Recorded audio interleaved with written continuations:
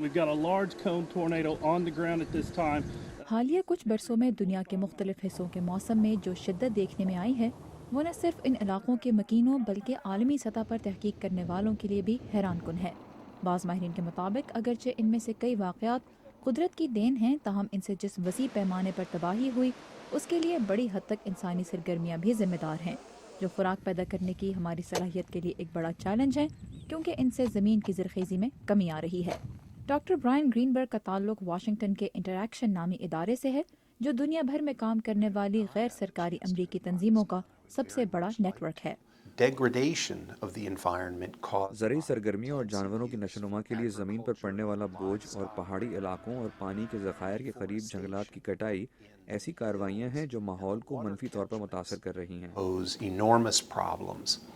درخت پانی کا تیز بہاؤ روکنے، اسے زمین میں جذب کرنے اور پودوں کی نشو و نما کے لیے ضروری اجزاء کو ضائع ہونے سے بچانے میں اہم کردار ادا کرتے ہیں۔ انٹرنیشنل فوڈ پالیسی ریسرچ انسٹی ٹیوٹ کے ڈاکٹر پال ڈورش کہتے ہیں کہ انسانی ضروریات پوری کرنے کے لیے درختوں کی کٹائی، سیلابوں، زمین کے کٹاؤ اور خشک سالی کے خلاف ہماری قدرتی ڈھال کو کمزور کر رہی ہے، جس کا براہ راست اثر خوراک کی پیداوار اور اس تک رسائی پر پڑتا ہے۔ قومی سطح پر خواہ پیداوار میں بہت زیادہ کمی نظر نہ آئے، خاص طور پر اگر ملک کا کچھ ہی حصہ ماحولیاتی مسائل سے دوچار ہے، تاہم انفرادی سطح پر اس کا اثر بہت شدید ہو سکتا ہے۔ لوگوں کے مالی وسائل میں آنے والی کمی خوراک تک ان کی رسائی کو ناممکن بنا سکتی ہے۔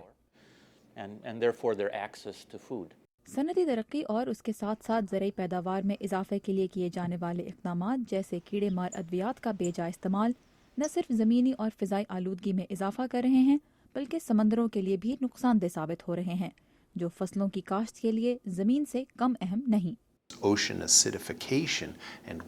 سمندروں کی تذابیت اور ان کے درجہ حرارت میں اضافہ پانی میں پیدا ہونے والے بہاؤ کو متاثر کرتے ہیں، جو بارش کا سبب ہوتا ہے۔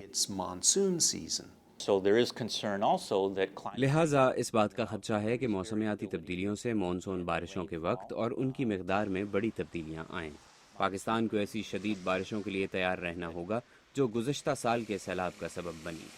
لیکن اقوام متحدہ کے ادارہ برائے خوراک و زراعت کے مطابق تحقیق سے یہ بھی پتہ چلا ہے کہ زمین کے اوسط درجہ حرارت میں اضافہ دنیا کے ہر خطے کے لیے ایک جتنا نقصان دہ نہیں ہے۔ ماہرین کے مطابق معتدل آب و ہوا کے حامل علاقوں کے درجہ حرارت میں 1 سے 3 ڈگری سینٹی گریڈ تک کا اضافہ کاشتکاری کے لیے فائدہ مند ہے۔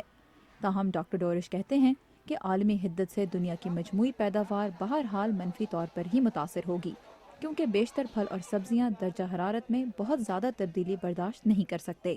ڈاکٹر گرین برگ کے مطابق ماحولیاتی تبدیلیوں اور آلودگی سے زرعی پیداوار کو محفوظ بنانے کی ترقی یافتہ ممالک کی صلاحیت بہتر ہے، تاہم کئی ترقی پذیر ممالک بھی اس سلسلے میں قابل ذکر اقدامات کر رہے ہیں جن سے پاکستان بہت کچھ سیکھ سکتا ہے۔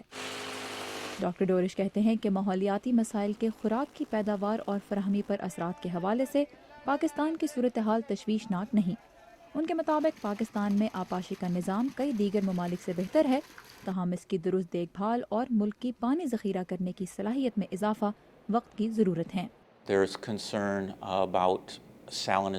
پاکستان میں سیم اور تھور سب سے بڑا مسئلہ ہے۔ اگر زمین پر پانی بہت عرصے تک کھڑا رہے تو جب وہ سوکھتا ہے تو زمین میں نمکیات کی سطح بہت بلند ہو جاتی ہے، جس سے زمین کی زرخیزی میں کمی آتی ہے۔ ماہرین کے مطابق پاکستان سمیت دنیا کے بیشتر حصوں میں زمین اور پانی کے ذخائر کے بہتر استعمال اور انہیں آلودگی سے بچانے کے لیے شہروں اور دیہاتوں کے عوام میں آگہی پھیلانا ضروری ہے، کیونکہ زمین کو پہنچنے والے نقصان کے باعث اگر کسان اپنا پیٹ نہ پال سکے تو ہمارا دسترخوان بھی زیادہ دیر تک بھرا نہیں رہے گا۔